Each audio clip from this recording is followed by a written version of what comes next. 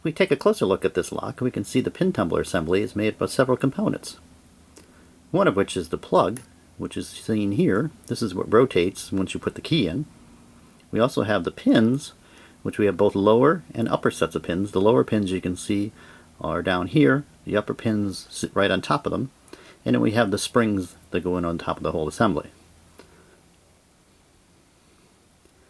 Now, as you can see, there's a parting line between the upper and lower pins. You can see one right here. There's another one here, here, and here. Now, as long as those part lines are either below or above the plug will not be able to rotate because the pins are going to keep it from rotating. As long as there's a pin down in the hole and it's across the shear line, the plug won't rotate. So that's why if we put a key in and try to turn it, or try to turn it without a key, nothing's going to happen. Now let's take a look at what happens when you actually insert a key. When we put the key in the lock, you can see that it starts moving those pins based on the cuts of the key. So as it moves it in, moves the key in and out, you can see those positioning of the pins changes.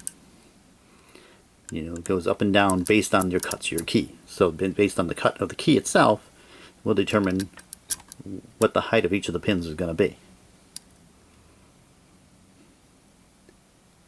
Now, if we put an incorrect key in, what happens is you have a situation where the pins have been moved, but they're still not in line with the shear line. So we still cannot turn the lock because we have the pins that are holding it in place. Now let's see what happens when the proper key is inserted into the lock. As it goes in, you can see it moving up and down the pins. When we get it all the way in, you can see now that all the pin shear lines are lined up together, right here in the top of the plug. So they're all flush with the top of the plug, and all the pins are lined up. So once this is the case, then we can basically turn the key, and the lock releases.